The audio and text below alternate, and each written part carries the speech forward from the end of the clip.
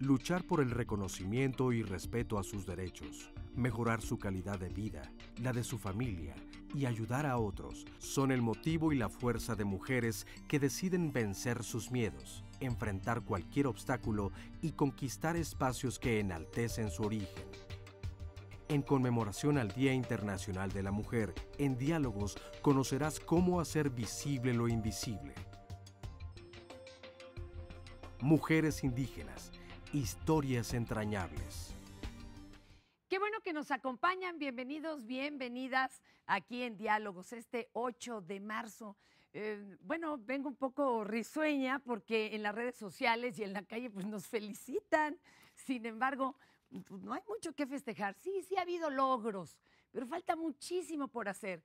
Y si se recordara por qué hace 102 años empezó a conmemorar el Día Internacional de la Mujer, poco podríamos sonreír verdaderamente. Sin embargo, sí ve este pretexto para hoy unir nuestras voces. Y yo les quisiera preguntar así a bote pronto, miren, si conocían estas cifras. Según el Censo de Población y Vivienda INEGI 2010, de los 112 millones que habitamos en México o habitantes, el 51% somos mujeres. O sea, somos más de la mitad y todavía vivimos como minoría. Y de estas, 6.6 millones son indígenas. ¿Por qué no se ven? ¿Por qué siguen sufriendo una triple discriminación? Yo creo que hoy es un buen día para platicar con nuestras hermanas mujeres indígenas, para juntar nuestra voz y para tratar de hacer hoy visible eso que creemos que es invisible. ¿Y qué les parece que empezamos escuchando la voz de Gavina, una hermana indígena? Yo soy del estado de Oaxaca, del istmo de Tehuantepec, especialmente de la población de Magdalena, Tequistlán. Ahí en Tequis sí es difícil. Es difícil porque nosotros las mujeres somos muy marginadas, muy golpeadas, porque existe mucho el machismo. Para nosotras poder ser mujeres no se puede. Hay mujeres ya con edad avanzada que todavía siguen sufriendo eso.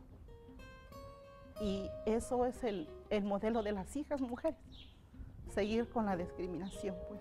Yo me acerqué a la red alrededor de que yo sufrí mucha violencia.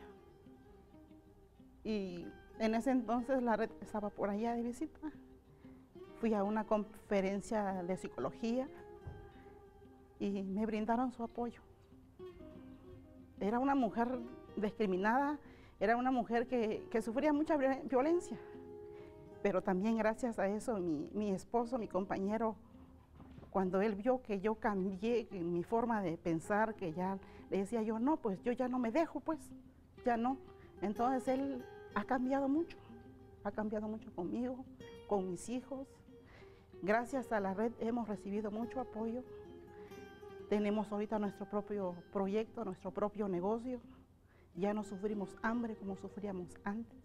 Antes era Gavina la llorona, lloraba mucho, no sabía cómo defenderme.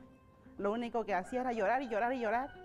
Ahora no, ahora ya soy Gavina, ya me sé defender. Ahora yo soy representante en Tequistlán y implica mucho trabajo porque tienes que lograr que las mujeres se convenzan de que la REMUY es un apoyo para ellas y que la REMUY no las va a abandonar. Estén donde estén, por muy lejos que estén, la REMUY va a llegar hasta allá. Qué bonito, Gavina, la llorona y ahora es la que defiende sus derechos. Oye, Gavina, bienvenida. Gracias, gracias. Y se castiga socialmente a la mujer que deja de ser la llorona y se vuelve la que defiende sus derechos. Sí. ¿Qué precio has tenido que pagar, Gavina? Muy grande. ¿Te hacen el feo allá en la comunidad o qué pasa? Pues no me hacen el feo, sino al contrario, ¿verdad? Como que la gente pregunta y dice, ¿cómo lo hiciste? ¿Cómo lo lograste? Y yo les digo, pues, buscando ayuda, hablando, porque si nos quedamos como era yo antes, que siempre nos escondíamos, pues no lo vamos a lograr nunca. Tú dices que sufriste mucha violencia. Sí. Recuerden que se sufre violencia no solo a golpes, que bueno, esa ya es muy grave, pero de muchas formas. ¿Cuándo te hartaste, Gavina? ¿Cuándo dijiste voy a salir a pedir ayuda? ¿Cuándo me harté? Sí, ¿qué fue lo que te hizo tocar fondo y decir, no importa, voy a agarrar valor, voy a vencer el miedo y voy a salir? Cuando, creo que no sé si fue la última vez o la penúltima vez cuando mi esposo pues nos golpeó a todos. ¿Qué es todos tus hijos también? Mis hijos, a mí, y o sea, nos golpeó pues. Pero para entonces yo pues me pude defender un poco, o sea, nos agarramos a golpes. Pero yo dije, no le puedo yo enseñar a mis hijos eso. Claro. Yo tengo que defenderme, pues, porque ya he sufrido mucho. Yo ya tenía 17 años de casada entonces con él, cuando fue la última agresión que yo tuve de parte de él. ¿Y de chica también tenías agresiones en tu casa familiar, materna? Sí. Sí, porque mi papá era alcohólico. Oye, Gavina, ¿y qué será lo que más pesa para tratar de salir a pedir ayuda? Porque ahorita nos están viendo muchas mujeres que todavía no se animan, ¿eh? Sí. ¿Qué es lo que más detiene? Pues yo creo que es la fuerza de voluntad de una misma, pues como mujer. Es lo que tienes que usar para Sí. defenderte. Sí. Ay, Gavina, pues estamos felices de que estés aquí con todas nosotras y con todo nuestro público televidente. Yo ya veo ganas de hablar a Xóchitl, ¿verdad, mi Xóchitl? Vamos a presentar a Xóchitl Gálvez Ruiz, directora de la Fundación Porvenir, ACE y excomisionada nacional para el desarrollo de los pueblos indígenas. Xóchitl, ¿la historia de Gavina es común o todavía faltan muchas mujeres pues que hagan sentir y sonar su voz? No, pues la historia de Gavina es común, tanto en las mujeres indígenas como en las mujeres no indígenas.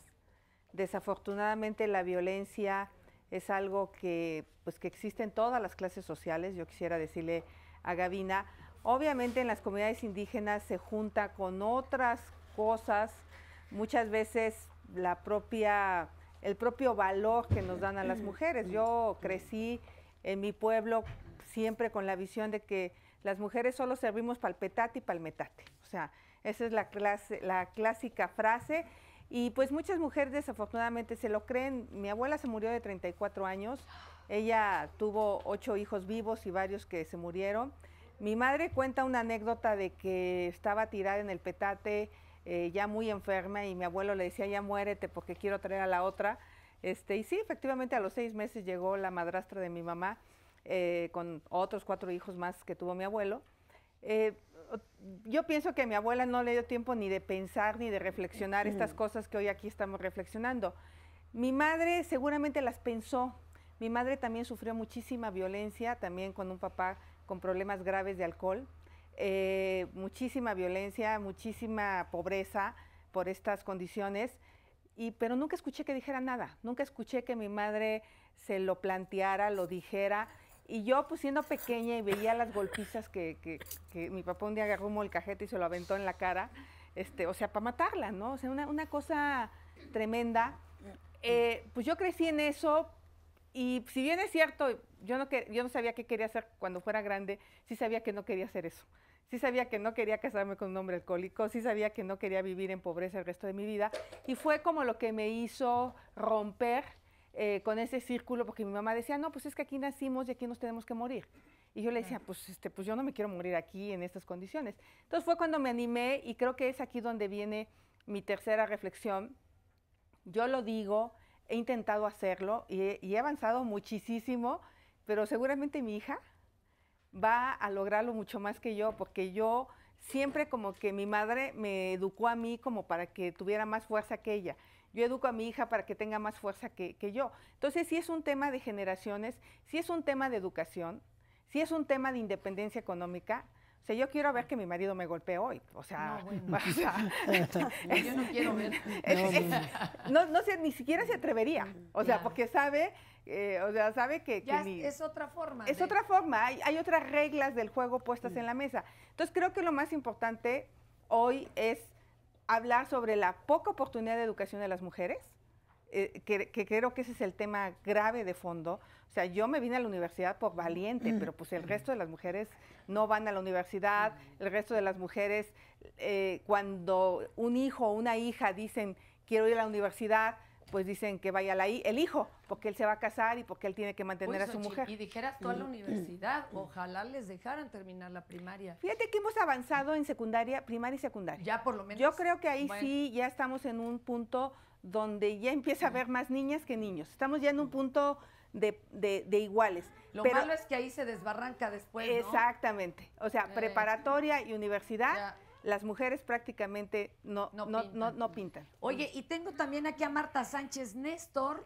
coordinadora de la Alianza Mujeres Indígenas de Centroamérica y México y coordinadora del programa de mujeres indígenas del Instituto Simón de Beauvoir. Marta, bienvenida, gracias. Muchas ¿Cuál gracias. era tu realidad o te imaginabas que ibas a estar un día así luchando por tus derechos y por el de tus hermanas? ¿Cómo era de niña todo esto? Bueno, compartimos cultura y tradiciones también. Creo que de niña una no se imaginaba que tenía que luchar para vivir bien, luchar para vivir dignamente, luchar para hacer valer los derechos. Uno se imaginaba en esta niñez libre todavía en Xochitlahuaca, ¿no? Libre todavía de muchas cosas que hoy están pasando. Pues nos imaginábamos que era natural estudiar, que un derecho que estaba asegurado. Sin embargo, al ir avanzando, nos damos cuenta que nada está asegurado para una vida digna, para tus derechos humanos, para tus derechos como mujer indígena, en un país pluricultural, pero realmente con visión homogénea, con una educación, con un sistema político que invisibiliza justo las culturas distintas, las formas de pensar. Y tuvimos que construir el derecho a la palabra, ¿no? Tuvimos que construir el derecho a hablar, el derecho a transmitir lo que pensábamos. Y por supuesto que creo que hemos sido de las mujeres que recibió referentes de otras luchas, de otras mujeres feministas y también indígenas. Bueno, yo nunca dejo de nombrar a la comandante Ramona del STLN, porque muchas de nosotras en el movimiento indígena y de mujeres la reconocemos como una mujer valiente que nos heredó, ¿verdad? Un país distinto que dejó aquí en esta tierra, también nos heredó, nos dejó como esa obligación de seguir luchando. Pues ella también murió de cáncer. Creo que es una mujer que nos ha marcado la pauta a seguir. Y en ese sentido, pues somos mujeres decididas a luchar por una vida diferente a nivel individual, pero también por la lucha de los pueblos indígenas. Creo que hay una lucha por los derechos colectivos, por tener ese territorio, los recursos naturales.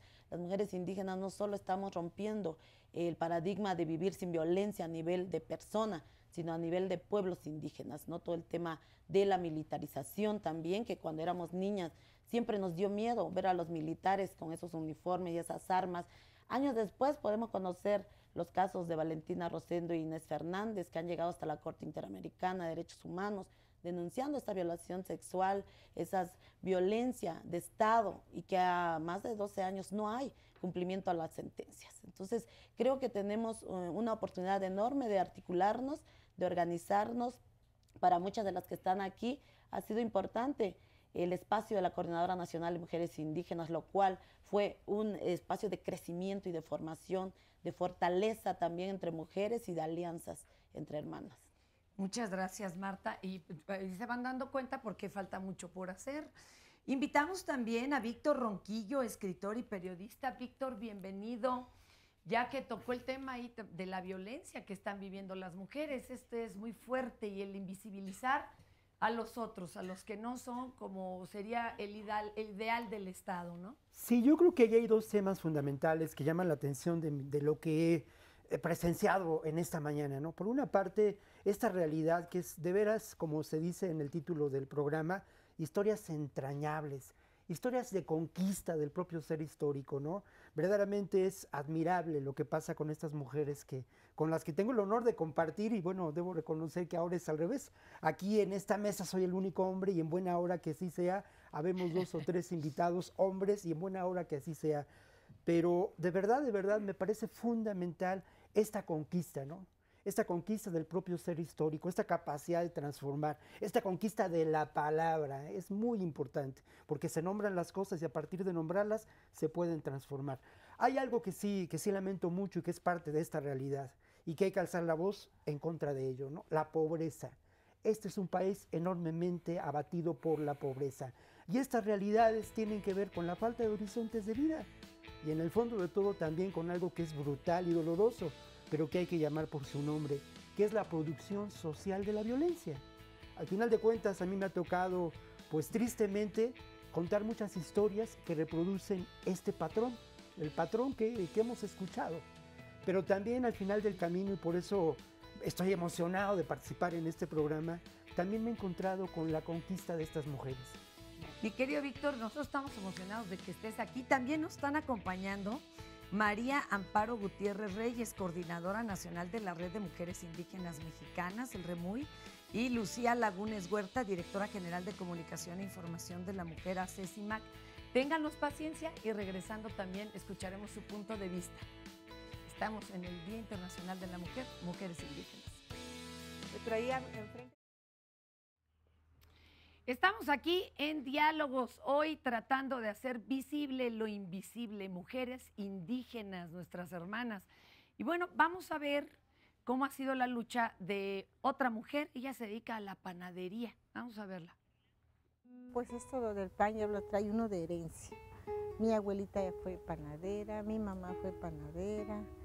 O sea, ya viene de herencia esto de que... Pero pues yo soy la única que nada más agarré esa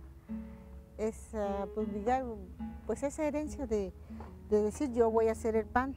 A mí me gusta hacer el pan y siempre me gustaba, ayudaba a mi mamá.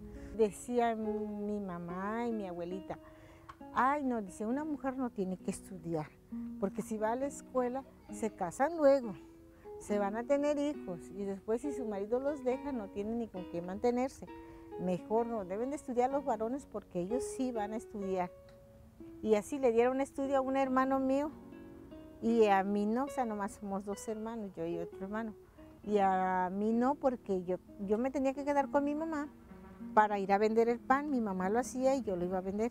Y luego ya estás grande, bueno, ya que ya cumpliste 15, 14, 13 años, ponte a hacer pan porque ya lo puedes hacer. Lo vas a hacer así y así. Pero como ya a mí ya me gustaban, pues no batallé, la mera verdad no. Ya cuando yo lo pude hacer, pues ya, pues aprendí a hacer el pan. Como veía yo cómo hacía mi mamá, sí lo aprendí bastante. Pero ya cuando ya me casé, también pues me fui con un muchacho, o sea, también no tenía dinero. Y lo primero que vienen los hijos, sí que dice uno, híjole, ¿de qué voy a vivir? ¿Qué voy a hacer? Que los niños se enferman. ¿Y cómo? ¿Dónde voy a agarrar? Pues yo... Ni se me cerró, que no, no se me cierra el mundo, yo voy a hacer esto, yo voy a hacer pan. Pues yo que no soy preparada ni es que tenga un oficio así grande, no. Pero yo me conformo con lo que sé, con lo del pan, y si es pan, si es cocina, si es lo que sea, vaya. Yo donde quiera saco mis cosas o me gano mi dinero, porque lo sé hacer. Lo sé hacer y es lo que yo le digo a mi hijo, no es ningún trabajo decir, es que no puedo, no. Esa palabra pues no va en que no puedo, yo sí puedo. A él sí le gusta también, dice, no, pues yo sí voy a estudiar eso. Y tengo una nietecita, no, que ella dice, no, abuelita, tú, dice, cuando ya te sientes enferma, dice, me vas a dejar tu ropa que usas allá en el parque temático, dice. Yo voy a hacer pan igual que tú. Y tiene 6 años. Y le digo, ay mamá, que ya me voy a morir. No, abuelita, pero ya te estoy diciendo que a mí me gusta eso. Y yo digo, no, pues ahí se ve, ¿verdad? Y se empieza a ver las cosas de que lo que uno les enseña, lo van aprendiendo. Lo van aprendiendo y eso es bonito. A mí siempre me ha gustado todo esto, lo del pan, me ha gustado siempre. Me encanta que dice, no puedo, eso de no puedo, no va conmigo. Ahora, a mí me inquieta algo y les presento entonces a María Amparo Gutiérrez Reyes, coordinadora nacional de la Red de Mujeres Indígenas Mexicanas, REMUY. ¿Cómo es posible que se articule eso de no puedo no va conmigo y cambiar lo que nos han metido en el tuétano, en la memoria casi celular, que uno debe de aguantarse, que uno debe de seguir igual. ¿En qué momento puede uno decir, ¿cómo que no puedo? Yo puedo. ¿Cuándo se cambia? Yo creo que cuando nos juntamos, yo creo que cuando precisamente empezamos, nosotros decimos en la red que juntemos nuestros sueños para hacerlos realidades. Yo creo que en ese momento nos entra una fuerza especial para que precisamente podamos vernos que somos capaces de eso y muchísimo más, ¿no?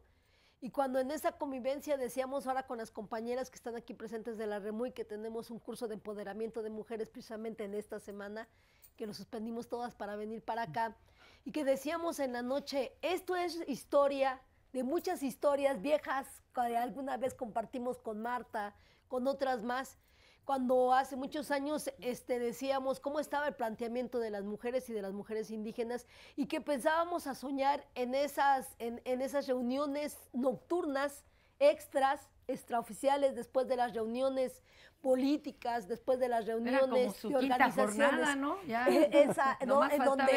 En donde precisamente, ¿no? En donde podíamos platicar lo que no podíamos platicar en ningún otro lado, en donde nos podíamos contar lo que no nos podíamos contar en ningún otro lado, y en donde nos podíamos dar las fuerzas que no nos podíamos dar en ningún otro lado, ¿no? Yo creo que eso es lo importante, yo creo que es cuando uno se empieza a plantear que las cosas pueden cambiar, que las cosas pueden ser diferentes, cuando precisamente nosotros valoramos que unidas, que organizadas, que sin rencores, que ayudándonos mutuamente podemos lograr mucho, ¿no? Yo creo que eso es muy, muy, muy valioso. Pero sobre todo cuando hay programas como estos que tratan de visibilizarnos.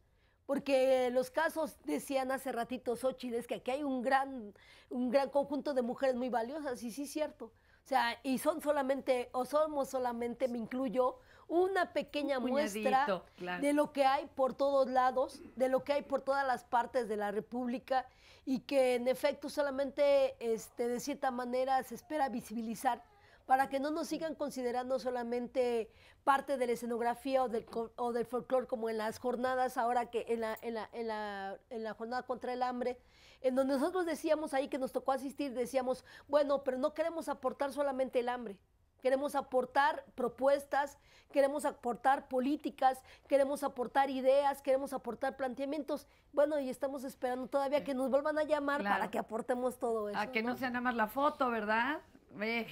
Y bueno, nos dice también Lucía Lagunes Huerta, directora general de Comunicación e Información de la Mujer, ACECIMAC. Oye, Lucía, es muy curioso el planteamiento y cómo se maneja, y esto sí es, pues, perdón, es muy de género y de lo que nos entregan en nuestro manual al nacer, en donde tenemos que ver por todos menos por nosotras. Pero aquellas que se han atrevido y que salieron y lucharon, curiosamente, no solo alzan la voz por ellas, sino lo están haciendo de una vez por todas. Eso es muy impactante, no es nada más, yo ya vivo mejor, adiós, con permiso. Eso es muy impactante. Y tiene que ver con un aprendizaje, lo que decía hace un momento la compañera, las mujeres hemos aprendido que unidas sí podemos fortalecernos.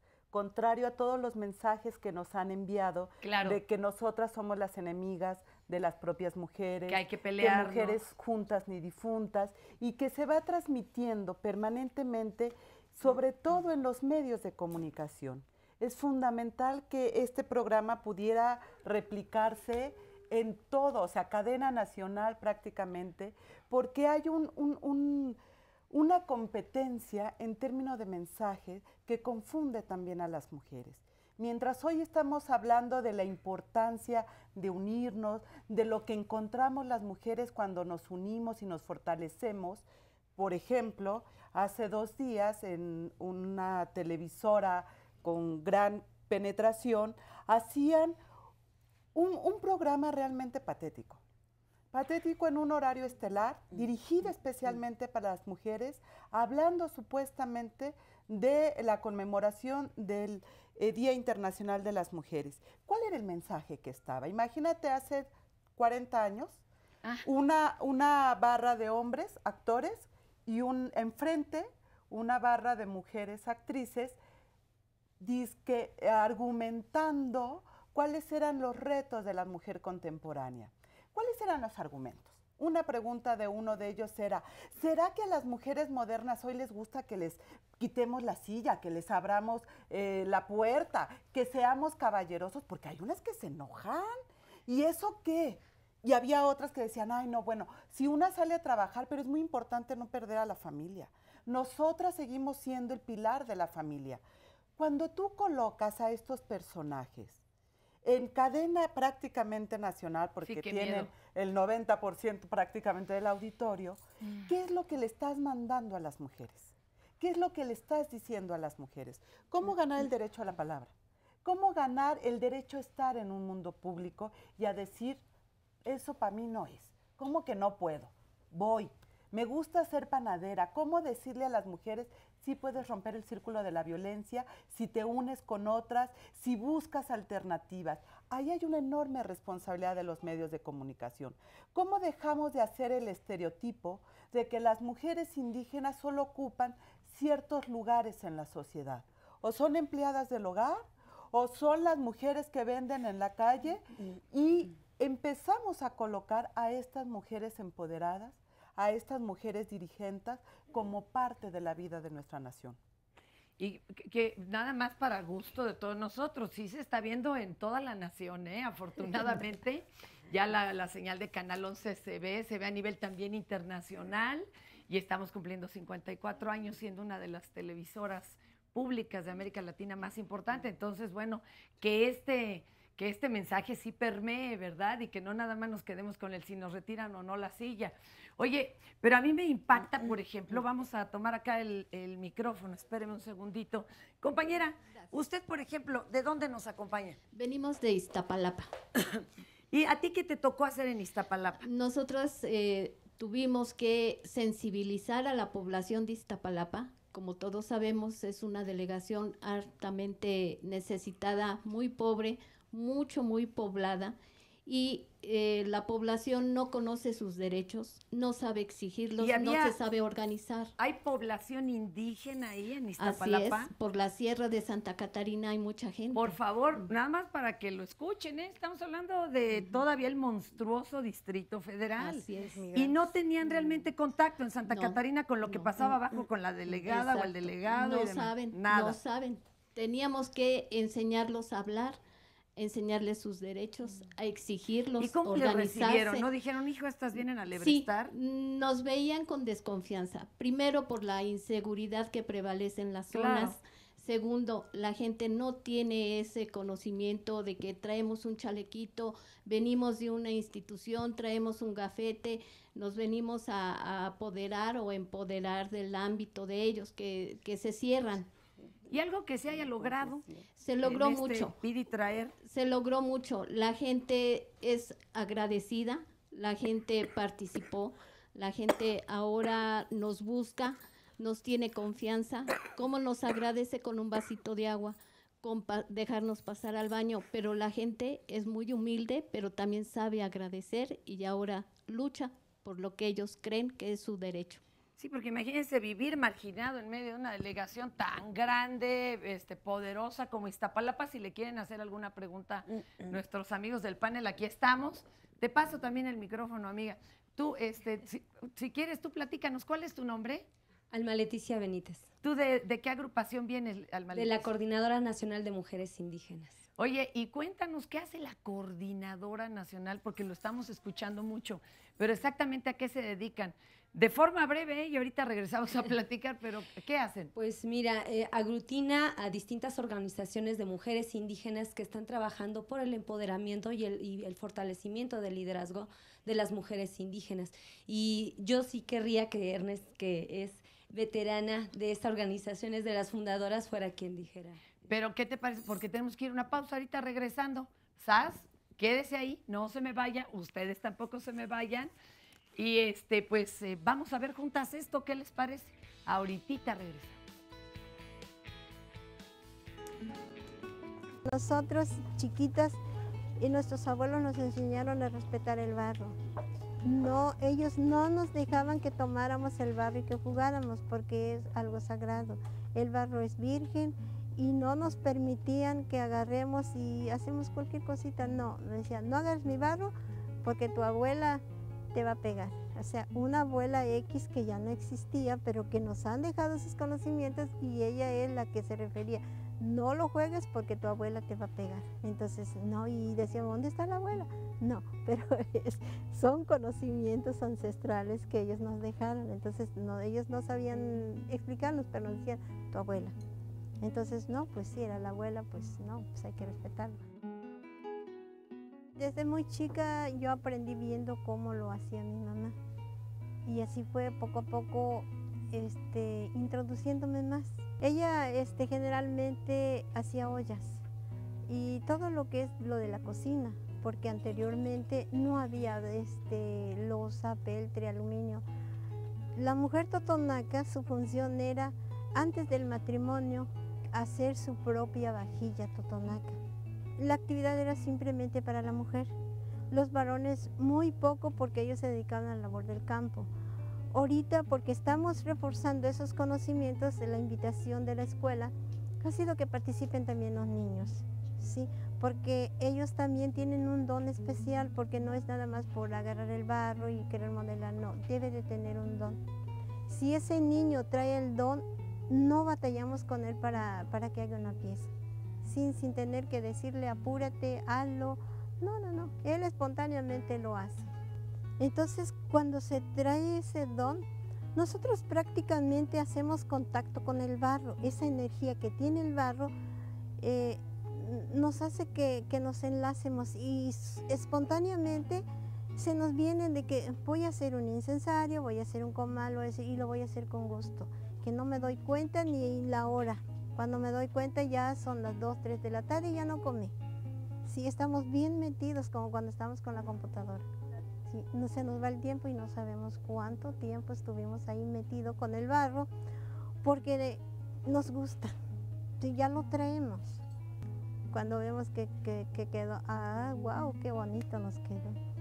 Sí, eso es lo que es, no nada más yo, sino todas las alfareras compañeras, que cuando algo nos queda bien, nos llenamos de gusto. Una satisfacción, un gusto por rescatar lo nuestro, para conservarlo y dárselo a la generación nueva. Una satisfacción. Yo aprendí viendo a mi mamá cómo hacía sus piezas. Yo era chiquita, pero me emocionaba cuando ella las hacía. Y yo decía, cuando yo sea grande, voy a ser igual que mi mamá. Así de fácil. Sí.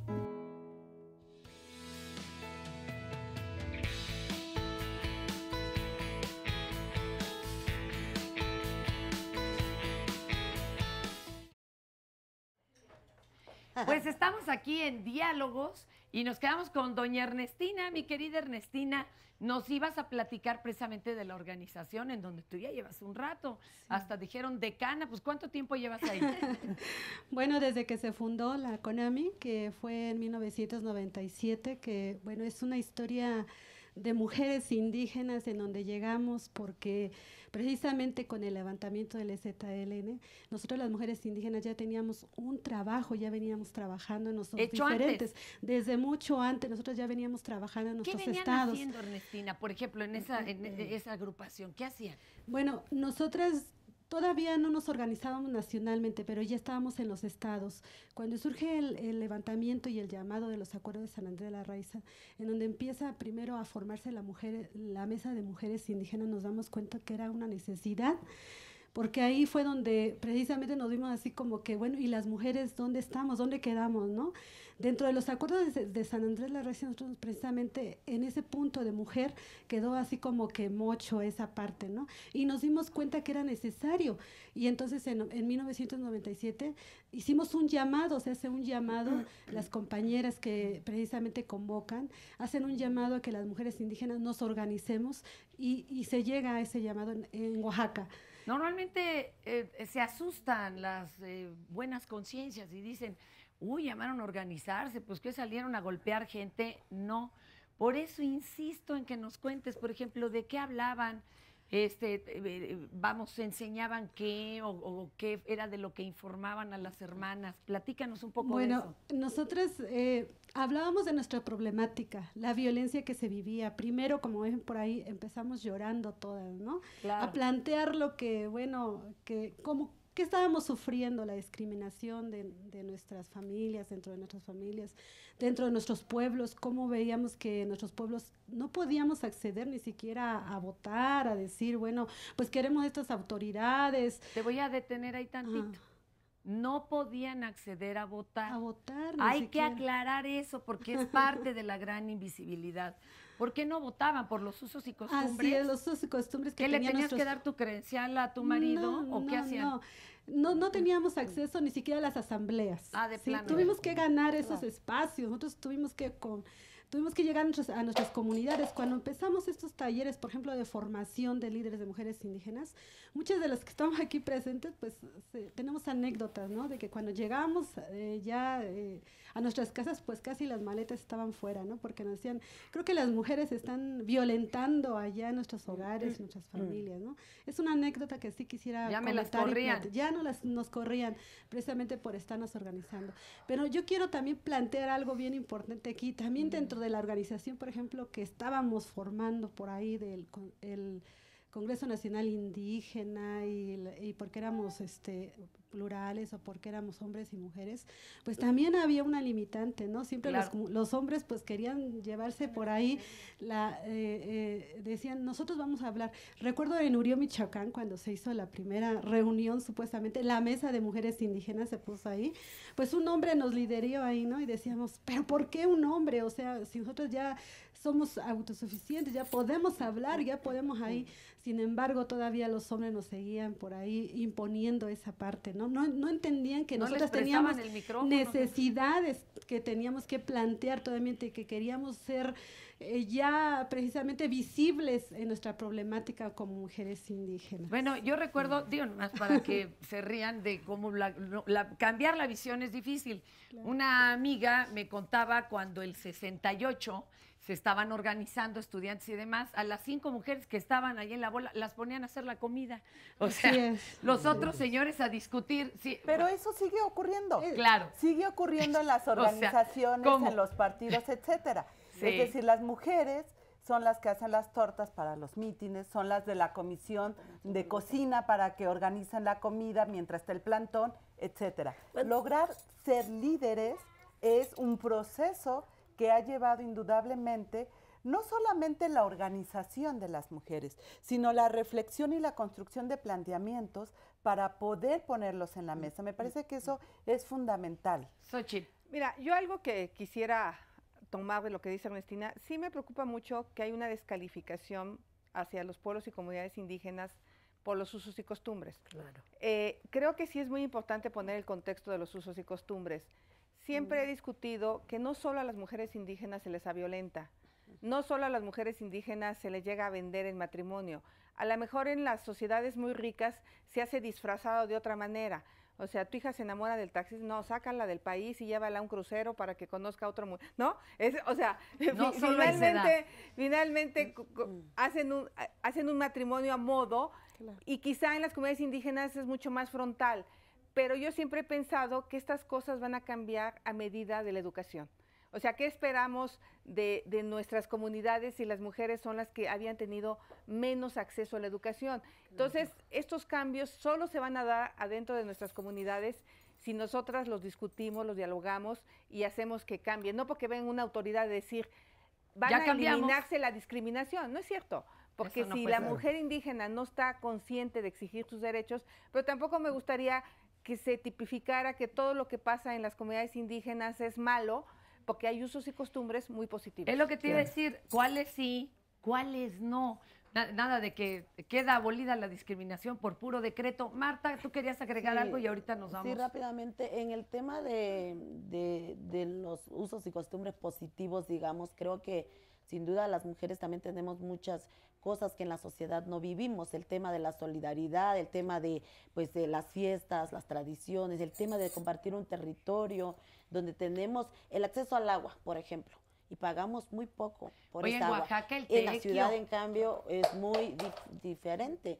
Todo se compra. Allá todavía podemos comer de los productos de la tierra, la naranja, el mango, la jamaica, etcétera. Y en las ciudades eso no existe. Lo otro es, hay un apoyo, bueno, el tequio, pero también una permanente con las mujeres, con los hombres, con los niños, con los jóvenes, en el tema también de que cuando alguien se muere, hay mucha solidaridad en esos usos y costumbres, ¿verdad? En las ciudades difícilmente lo vamos a ver. El tema también de compartir un territorio nos permite a nosotras tener un sistema normativo de justicia, de representación política, que no debe desaparecer. El derecho al voto es un derecho ganado ya por las mujeres, sin embargo, no solo en las comunidades indígenas es donde se desconoce o no se ha trabajado mucho la ciudadanía de las mujeres. Llegamos a ver... Tenemos que trabajar la ciudadanía, el significado de las fechas, ¿no? Pero fíjate que llegamos también a ver, yo lo comentaba por eso, lugares en donde incluso ya no eran totalmente zonas indígenas, pero el caballero, el señor de la casa, les retiraba la credencial de elector a la hija, a la esposa. Él iba y votaba, ¿verdad? Pero eso hay que cambiarlo. Me gustaría a mí, hacer una reflexión, finalmente me toca ser aquí el único hombre. Yo creo que es fundamental que cambiemos patrones culturales, ¿no? No es un problema de educación entendida como solamente el otorgar información. Hay que cambiar patrones culturales y ese cambio tiene que ser profundo. Me parece, por otra parte, que lo que me ha tocado ver cuando reporteamos en las comunidades es esa profunda solidaridad que mencionas, ¿no? Es esa profunda relación humana con la tierra, ¿no? Es también ese proceso que es distinto a la imposición de la ley, una ley que en ocasiones no opera en esas comunidades. Y algo que también me parece fundamental y que ya lo mencionabas también es la construcción de la ciudadanía, ¿eh? En eso sí, hombres y mujeres tenemos un gran atraso histórico. Hay que construir ciudadanía, ¿no? Oye, ¿y tú no quieres decir nada en favor de los hombres o de defenderlos? Mira, yo creo que en favor de los hombres, lo que tengo que decir es lo siguiente. Creo que muchos de nosotros hemos aprendido que todo lo contrario, ¿no? Que hay que construir una auténtica empatía profunda con las mujeres y que al revés, tenemos que aprender mucho de ellas. Las mujeres no inventaron el plástico, ni la bomba atómica. Vivimos en una sociedad falocrática todavía y tenemos que abatir esa realidad y creo que muchos nos hemos sumado a esa tarea, ¿no? Si nos prestaran tantito el balón verían, pero esperen un segundo, vamos a ver pues cómo ha salido y cómo ha luchado Trini. Vámonos con Trinidad y ahorita regresamos. Yo pertenezco a una organización que se llama Frente de Pueblos en Defensa de la Tierra de San Salvador Atenco. Y aquí, bueno, pues nuestra forma de organizarnos es, aquí no hay, digamos, un presidente, un secretario, nada de eso, ¿no? Aquí es de manera natural, todo lo hacemos por consenso y yo soy integrante del Frente de Pueblos en Defensa de la Tierra. Quizás se haya hablado un poco más de mí, me haya hecho más visible, porque tuve que tomar ese papel, ¿sí? En luchar por la libertad de mi familia, de mis compañeros y de mi propio pueblo. A mí me costaba mucho tomar decisiones y sin embargo el papel que juego ahora pues viene de una necesidad. No precisamente, a lo mejor quizás no puedo decir, si no me hubiese sucedido, si no hubiese vivido esta injusticia, no me hubiese atrevido a hablar, no sé, pero lo cierto es que viene de una injusticia y de una necesidad de hablar, de abrirme camino en esta adversidad.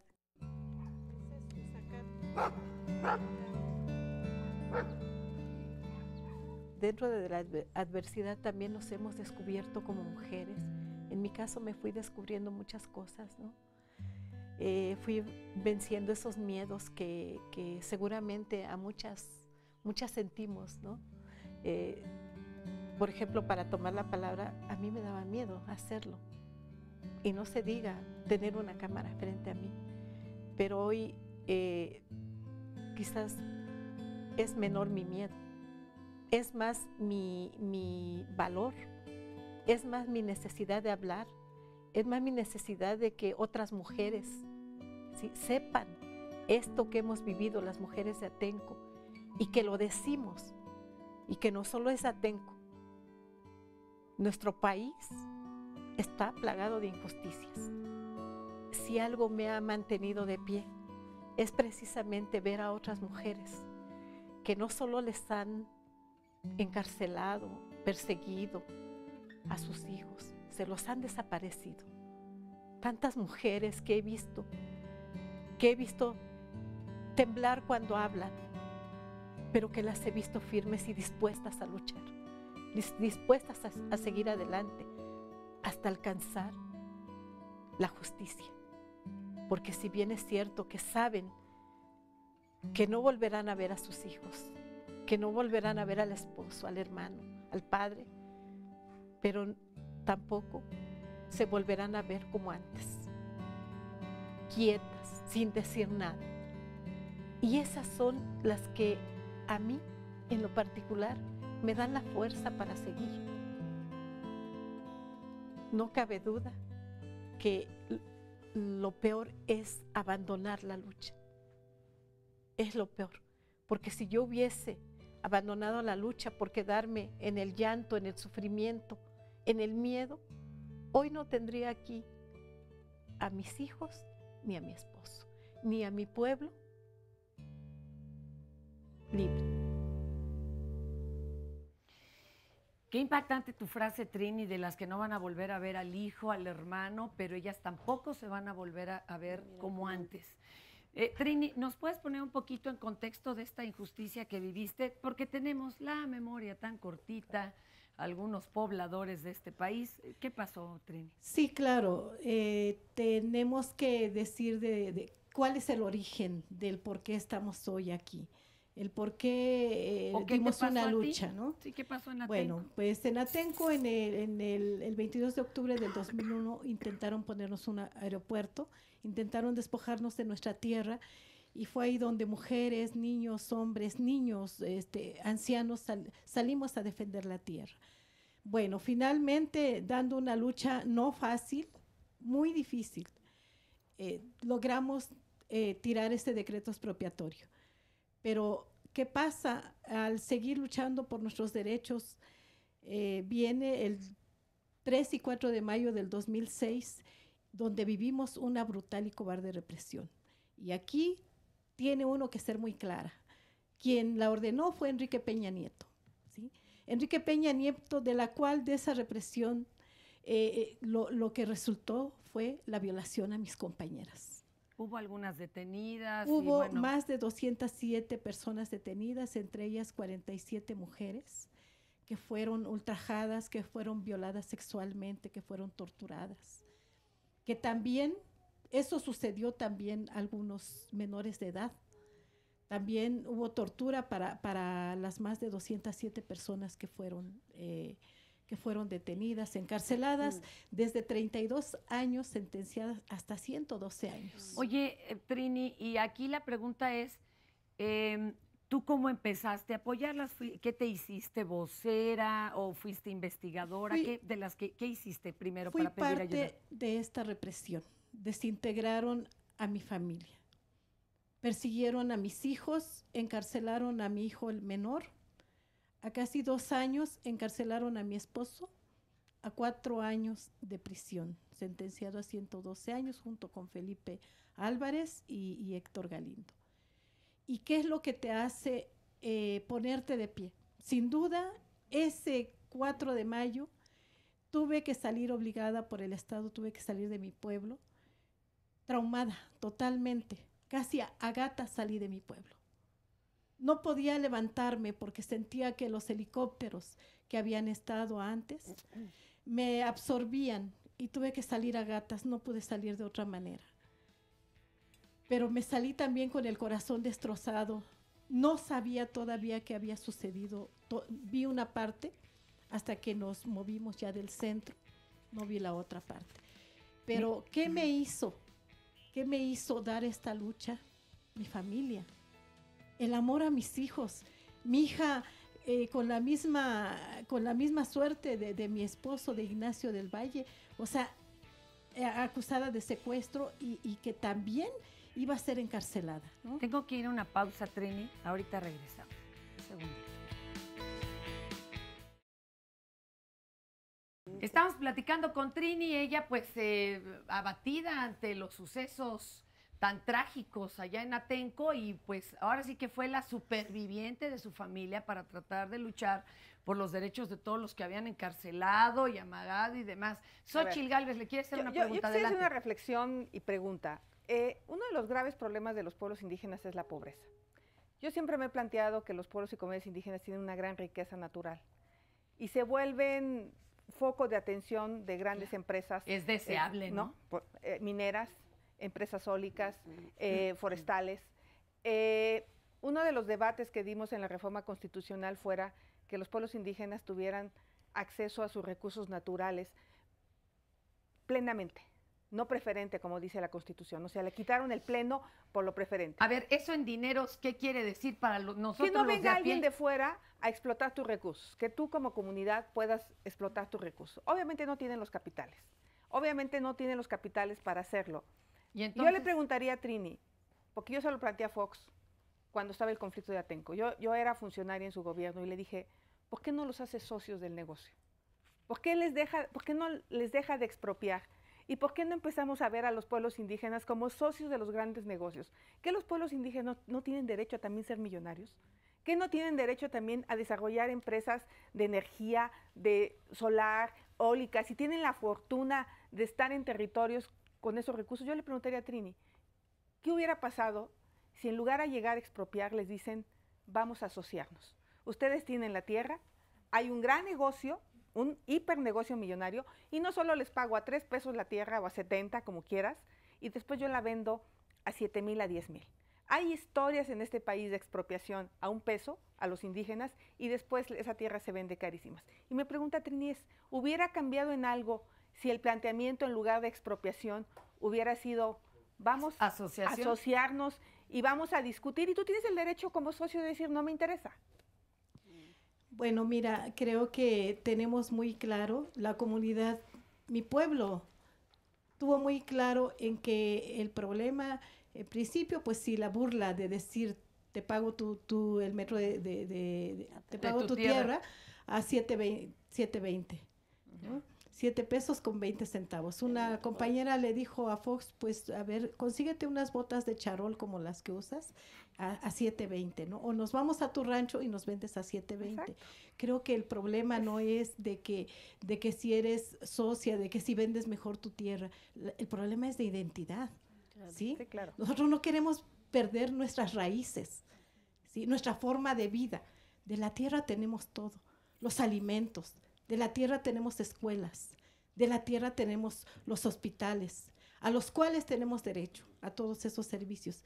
Sin embargo, los que administran, los que maladministran nuestros recursos, pues no nos dejan nada. Pero aquí no es de si soy socio o si te pago a más, como hoy lo están haciendo, diciendo, te pago a 157 pesos el metro y ya véndeme tu tierra, ¿no? Y mucha gente ha vendido, ¿verdad? Sí, alguna gente ha vendido. No, pues, prácticamente nosotros, Atenco, estamos resistiendo y estamos convencidos de que la tierra no se vende. Okay. ¿Sí? Además hay otra cosa que habría que aclarar, es que luego los estados, fíjense nada más el asunto, alguna ciudad, algún estado produce, ¿no? Y produce mucho, ya sea el petróleo, las maderas o algo.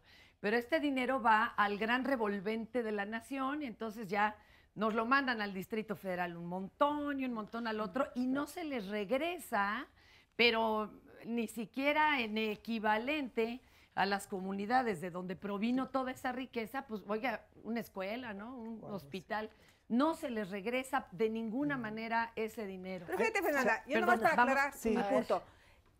Cuando tú te sientes en una mesa, ellos simplemente dicen, nosotros no estamos dispuestos a vender, te levantas y te vas con respeto. O sea, lo que yo creo es que no existe. Tenemos que empezar en un diálogo, antes de pensar en un megaproyecto, ver si la comunidad está de acuerdo. Y si la comunidad dice, no estoy de acuerdo, no me interesa, pues entonces se acabó el proyecto. Pero es que el problema no es de pesos y centavos, el problema es de identidad. A mí me da mucho orgullo la respuesta de Trini, ¿no? Y me enorgullece mucho el trabajo político que han hecho las mujeres en Atenco, ¿no? Y yo le quisiera preguntar a Trini precisamente eso. Atenco es una referencia, Atenco es una referencia en términos de esta verdadera práctica política que puede llevarnos a un país distinto, a un mundo distinto. Yo te quiero preguntar, Trini, ¿cómo es esa vinculación ahora con las organizaciones, pero sobre todo desde esa perspectiva del trabajo con las organizaciones y con las mujeres de esas otras organizaciones? Atenco es hoy una referencia, ¿no? Sí, puesto que cuando nos cometieron esa injusticia, nos dimos cuenta que no solo era Atenco quien lo estaba viviendo, que es nuestro país quien está viviendo el despojo de la tierra a través de los proyectos neoliberales, ¿sí? Y lo que decía Xóchitl, si les hubieran ofrecido que iban a ser socios, ¿cuándo hemos visto? Jamás se ha visto que los dueños de la tierra estén ahí contemplados en sus proyectos, jamás, ¿sí? Ni un proyecto neoliberal ha beneficiado a los pueblos, a las comunidades.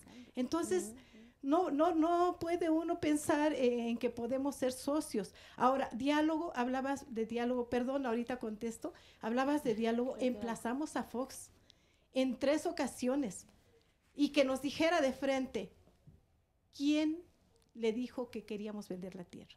O cuando nos preguntaron exactamente. Ahora, lo que decías, compañero, esto ha ido creciendo nuestra visión en la medida que hemos visto las injusticias en otros estados, con otros compañeros, con otras organizaciones, aquí mismo en el distrito, ¿no? En nuestras comunidades cercanas.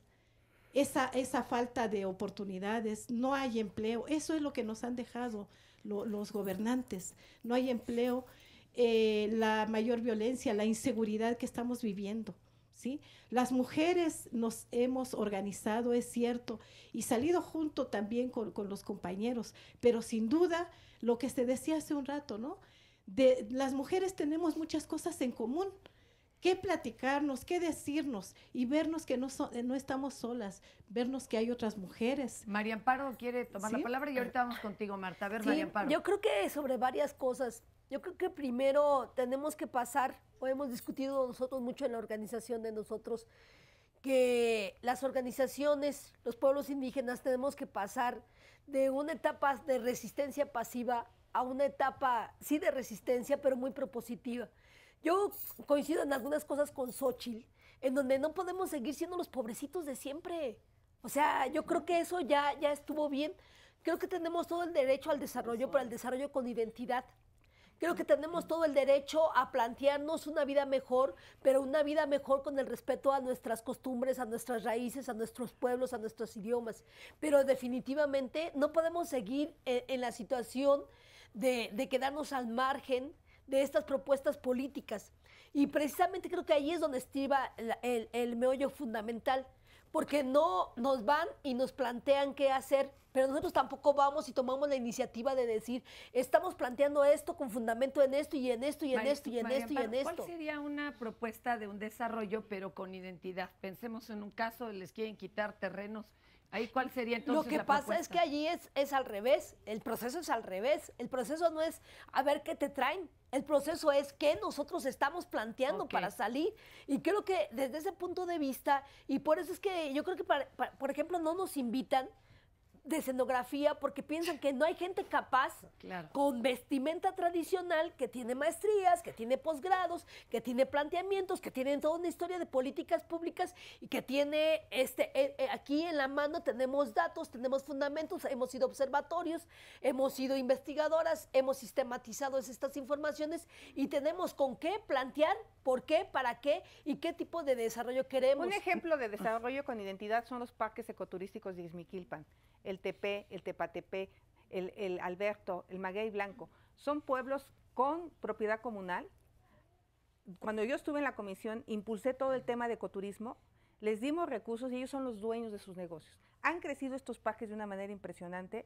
Hay una cantidad de gente que emigraba a Estados Unidos y que hoy están ahí. Ellos toman decisiones en la asamblea. Lo que había hecho falta eran recursos. Pero son planteamientos que ellos desarrollaron. ¿Y qué es el otro planteamiento? Que llega un hotel de lujo que les compra la tierra y pone un hotel de lujo. Entonces, y nunca vuelve a derramar nada hacia afuera. Lo único que quiero dejar, Trini, en la mesa es que que desafortunadamente los gobiernos llegan y expropian de otra manera malamente, les van comprando, a mejor organizarnos y tener un diálogo de frente y decir, sí queremos esto, no queremos esto, pero la otra opción se la dejamos a que una bola de líderes de nuestras propias comunidades, corruptos, se alíen con el gobierno y ellos convenzan. ¿Qué pasó en el aeropuerto en la zona de Tizayuca? A los campesinos les acabaron comprando su tierra a 2 pesos, quedaron empobrecidos, zonas turísticas de la costa de Oaxaca las han ido comprando de manera ilegal, a que se hubieran dicho, vamos a hacer un desarrollo turístico y lo vamos a vender a 3,000 pesos. Y no de manera clandestina, todo el mundo vende a 3 pesos. Es muy inquietante esto que nos dices, y ahorita que decían, debe de provenir el proyecto de abajo hacia arriba, como los abuelos ancestrales, como el maíz, decían, tiene que ser de abajo para arriba. No de arriba para abajo, ni las leyes, ni las propuestas. Espérenme que Marta lleva ya un rato con la mano levantada. Vincular este tema, de hecho, hay muchos indígenas dando seguimiento al Convenio de Diversidad Biológica, el CBD, al 8J sobre todo, que habla del conocimiento tradicional, pero también del desarrollo con identidad y cultura. La Red Indígena de Turismo de México, la RITA, creo que es un proyecto muy importante que justo avanza hacia un desarrollo que derrame economía en su propio territorio, ¿verdad? Que sean los indígenas, hombres y mujeres, capaces de administrar. Traen en proyecto la Cámara Empresarial Indígena y alguien, no falta quien diga, están locos esos indígenas, ¿cómo es que quieren hacer eso? Y me parece que ahí cada día más destaca la participación de las mujeres. En el CBD justo contempla esto de la distribución de beneficios y el poder ser asociados como pueblos indígenas. Por supuesto que no estamos diciendo que los pueblos indígenas todos vamos a estar de acuerdo, pero es una nueva forma de sentar precedentes a nivel de la relación con el Estado, la igualdad de relación con el Estado. Porque ahorita estamos viendo, a muchos se les ha matado, a los líderes que defienden todo este territorio contra esa invasión constante de querer llevarse el agua, bueno, la cuestión de ahorita en Oaxaca, la minera, está Mezcala, que es un ejemplo claro en Guerrero, la empresa Nucay siempre la estuvo explotando, cada uno cuando pisa Mezcala es una pobreza palpable, sin embargo se han llevado el oro desde los 90 de ese lugar. Entonces, me parece que hay que discutir varios ejes y llevarlo a dialogar con los pueblos indígenas. Está saliendo este tema, es un tema debatible, es un tema polémico, es un tema que por supuesto es central en este momento que hablamos de una transición de gobierno y que, dicho sea de paso, no podemos exonerar a Peña Nieto de esas injusticias que se cometieron, de esas cuestiones que no hay ahí, pues digamos, no se impartió justicia con todas las mujeres violadas, etcétera, los hombres detenidos. Me ha tocado ver al esposo de doña Trini, pues, como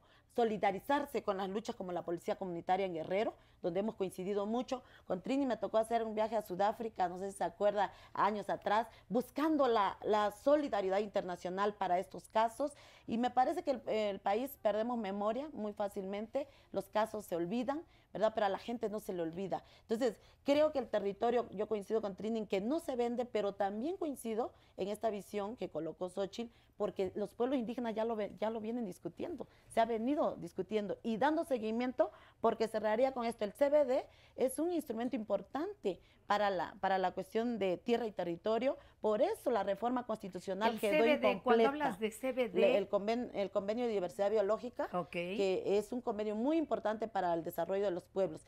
Y en ese sentido, creo que en el país tenemos que dar el debate. Yo también coincido con las que han dicho, Amparo y todas, yo estoy segura que coincidimos. El sinónimo de indígena es pobre, ¿no? Es el imaginario que cuesta cambiar. No, bueno, nada más nos ven con un BlackBerry y todo el mundo empieza a grillar de, oye, ¿cómo está indígena? Tiene su BlackBerry. Oye, pero además trae una laptop y Mac, ¿eh? ¿Cómo? No, porque esta está condenada que tiene que andar sin nada de esas herramientas que finalmente son de nuestro trabajo. Y hay que desmistificar eso. Las indígenas y los indígenas tenemos derecho a acceder a toda la tecnología que queramos, ¿no? Oye, tenemos ahora testimonio de Beatriz, las invito y los invito a que nos acompañen a verlo y está muy bueno, estuvo muy bueno. Es que sabes que este debate es del estado de Tabasco, en el pueblo donde yo soy originaria, que es el pueblo de Simón Sarlat. La totalidad de las mujeres, pues, se han dedicado a ser pues ama de casa. Pues yo siendo ama de casa, Vivía yo encerrada, haz de cuenta que entre 4 paredes sin haber salida. Pensaba de que pues la única persona que tenía que salir a trabajar y desenvolverse era el hombre, cuando no es así. Viendo la necesidad de mi pueblo y de los pueblos más cercanos, tuve contacto con la licenciada Amparo. Ya empezamos a organizarnos pues para empezar a trabajar ya en la red. Y el que siempre tenía la palabra, las decisiones, era el esposo siempre que las tomaba. Y como que de pronto yo cuando entré a la red y empecé ya a trabajar, bueno, como todo. Muchas veces como mujer nos bajan nuestra estima, pues, más que nada. Pero pues yo a eso no le di importancia, sino que lo que yo quería era salir adelante, viendo la necesidad como mujer y de todas las cosas que pues yo sentía y había mujeres más con problemas y eso me hizo salir adelante y ir creciendo más pues. Y ahora sí me siento una mujer diferente, en todo el sentido de la palabra, en mi modo de pensar. Me he ido poco a poco desenvolviendo y he visto que sí, las mujeres podemos salir adelante. Es lo único que necesita.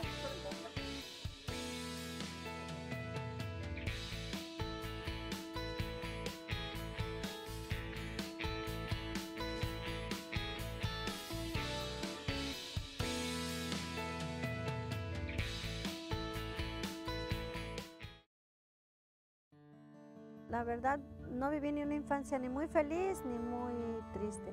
Crecí con mis abuelos, mis papás no me pudieron hacer crecer y mi abuela era una mujer que amaba también la cocina y se dedicaba a la cocina porque era una finca donde tenían que alimentar a 100 personas diarias.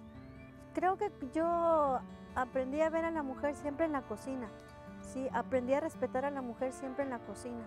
Aprendí a que la mujer, su espacio era la cocina, porque eso fue lo que nos enseñaron. Pero no nos enseñaron a que la mujer que estaba dentro de la cocina tenía que ser respetada. Sí, que la mujer que estaba en la cocina tenía un valor, pero esa parte de trabajo que tú realizabas con cariño, con amor o con cansancio y con coraje, no se tomaba en cuenta. Entonces crecí yo con la idea de que algún día yo iba a hacer que las mujeres de las cocinas iban a ser queridas y respetadas. ¿Por qué no? Porque era un trabajo. Cuando yo me iba a la cocina era mi espacio, ¿sí? Ahí me refugiaba. Si yo estaba llorando, a veces estaba llorando echando mis tortillas y estaba llorando y mis lágrimas caían en el comal y yo veía rapidito cómo se esfumaban, ¿no?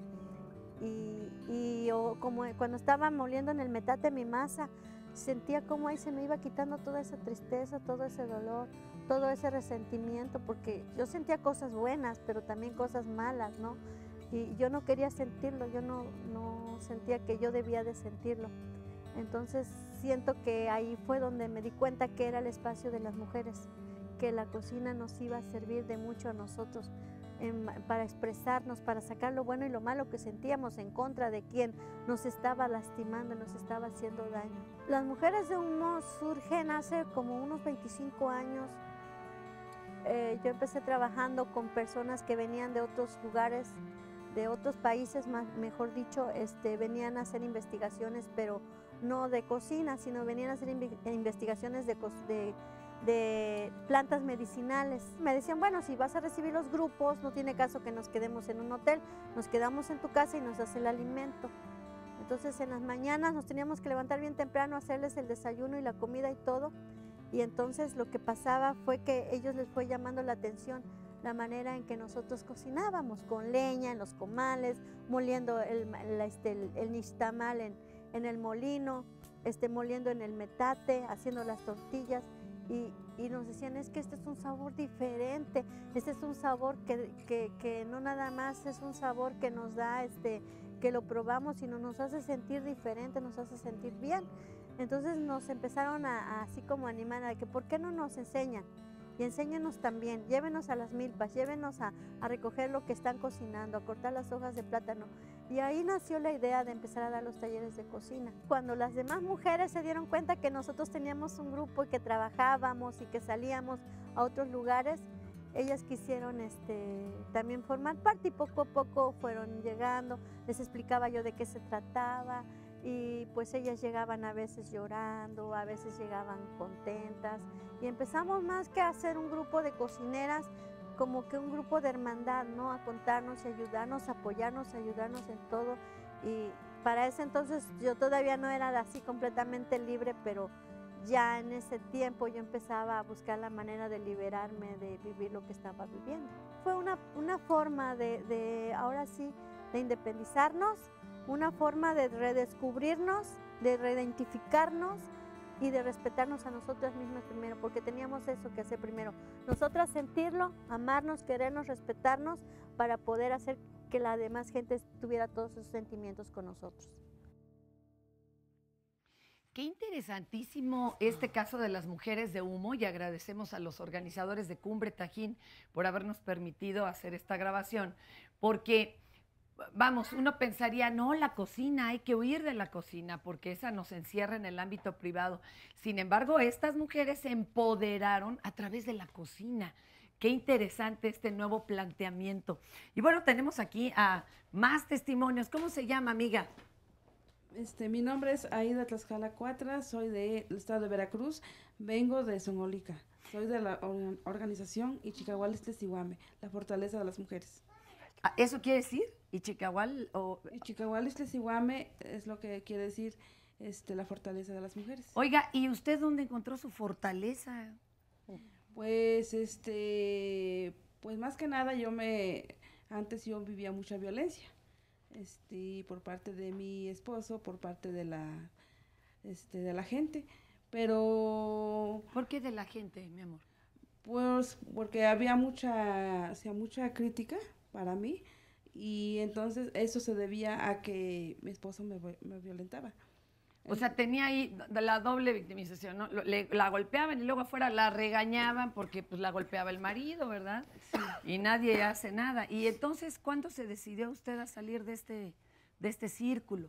Pues desde el momento en que nos llaman a participar en esta organización, y ya pues en ese momento yo pensé, digo, bueno, voy a escuchar los talleres, y gracias a esos talleres yo he tenido mucha fortaleza. Ahora yo he cambiado demasiado, soy diferente, tengo muchas, pues ya he cambiado bastante, sí. Y las compañeras también vienen de esta organización, pero de diferentes estados. Hola, ¿tu nombre y de dónde vienes? Mi nombre es Tonancy Martínez Rojas, yo vengo de la Ribera del Lago de Pátzcuaro y formo parte de la organización de Mujeres del Lago Floreciendo. Operamos una Casa de la Mujer Indígena que se encuentra en Pátzcuaro. Bueno, esta Casa de la Mujer Indígena es un proyecto que es apoyado por la CDI, Comisión Nacional para el Desarrollo de los Pueblos Indígenas, y está operado por mujeres indígenas, ¿no? ¿Qué hacen en esta casa? Bueno, en esta casa nosotras orientamos, capacitamos y canalizamos, acompañamos a mujeres sobrevivientes de violencia, ¿sí? Y también la mayoría de las mujeres que estamos ahí como operando somos sobrevivientes de violencia. Entonces es como que nuestra experiencia, ¿no? Nos ha como ayudado a que a otras mujeres no vivan como lo mismo, ¿no? ¿Por qué apena decir de que se vivió violencia? ¿Por qué apena ante los demás? Se menciona hasta quedito. Ajá. Lo trata uno de esconder. ¿Por qué? Sí, porque bueno, para las mujeres indígenas en realidad, pues en la comunidad es tema como de vergüenza, ¿no? Se cree, y muchas gentes todavía lo viven así, que es dentro del ámbito familiar, que es solamente de la familia. Llegan las mujeres y dicen, es que no quería venir, o sea, a mí, de hecho llegan exponiendo el caso de otra mujer, de su vecino, de la comadre, pero en realidad están hablando de su propia violencia, porque pues es vergonzoso, ¿no? En la comunidad, costumbres y tradiciones se viven de una manera diferente, ¿no? Entonces, es como decir, híjole, cómo en la comunidad que voy a una asamblea, a una reunión de mi escuela, mi comadre o mi vecina me va a ver que estoy como triste, que llevo un ojo morado, que tengo el brazo morado. Me va a decir, o sea, ya no creen lo de la puerta, me pegué con la puerta del baño, me pegué con la puerta de, no sé, cualquier cosa. Acá ¿no? Entonces, dicen, en las veces choqué. Ya, no, pues allá no podemos decir. Pues ya ni cómo. No. Pero, sí, todavía es causa de vergüenza porque, como lo comentaba la compañera, te agreden socialmente porque, o sea, ¿cómo permites que tu marido te golpee? ¿No? Les digo, además el reclamo, a ver, te quiero comentar. Y María Amparo, ahí vamos. Pues justamente cuando fui directora de la CDI creamos estas casas de la mujer indígena, fue un proyecto que yo impulsé de manera importante con una visión de un puente intercultural. Llegaban las gentes de salud y decían, vamos a hacerles Papá Nicolau a todas las mujeres. Y entonces, pues la verdad es que muchas mujeres tenían conflictos con sus maridos y entonces se hace a través de la Casa de la Mujer Indígena, donde ellas hablan con las mujeres, les explican o se tratan los temas de violencia, porque pues podían llegar las gentes de mujeres a tratar el tema de violencia, pero no se daban cuenta que cuando se iban, pues generaban más violencia porque el marido se le iba a soquetear. Claro. Entonces, ellas que conocen la cultura, desde la visión local hacen ese trabajo. Fíjate que nos comentaba Carolina Grajales que no hace tanto, hace 5 años, y en zonas rurales aledañas al Distrito Federal hicieron este tipo de campañas. Y entonces, primero se apersonaba un señor y decía, a ver, ¿quién es el doctor? ¿Es hombre o mujer? Le decían mujer. Entonces sí le doy permiso a mi esposa. Y también otro caso que fue en zonas donde había mucha migración, se les puso el DIU a las mujeres de toda una población y cuando llegaron los maridos dijeron, ¿cómo que no están embarazadas? Y bueno, uno de ellos incluso le arrancó el DIU cuando encontró los vamos a decir, los hilos, ¿no? que son lo alargado para encontrarlo. Entonces al otro día había muchas mujeres pidiendo que se los quitaran para no sufrir esa violencia. Lucía, ¿qué pasa cuando una mujer se empodera? ¿Qué cambia? Cambia el mundo, cambia el mundo. Porque las mujeres salimos del silencio, esto que decía Marta del derecho a la palabra. Las mujeres en general, indígenas o no indígenas, hemos tenido que dar esa batalla. Y esto que tenemos hoy aquí en el programa es un ejemplo de la construcción de ciudadanía. Las mujeres se organizan, las mujeres empiezan a exigir sus derechos, las mujeres empiezan a ser ciudadanas plenas en sus comunidades con usos y costumbres, con una ley electoral o sin ella, con la Constitución reformada o no. Si algo ha cambiado en este país, ha sido porque las mujeres nos organizamos y creamos la transformación de nuestras leyes, de nuestros patrones más cercanos, socioculturales. Indudablemente, como bien dice Víctor, lo que falta no solamente es un tema de educación mandémoslas a todas a la escuela a ver si aprenden algo, porque luego se cree que es eso, sino cómo transformamos una visión social de que las mujeres no somos parte de la sociedad. Lo que tenemos, lo que tú dices aquí en la ciudad, decimos, ¡ay, choqué! Igual nos pegan, igual nos violenta la comunidad. Si se tuvieron que hacer, en el caso de la ciudad, que es nuestra comunidad, las diferencias entre los vagones del metro no es solamente porque seamos muy delicadas, sino es por el grado de violencia que vivimos en los espacios urbanos y en los espacios colectivos.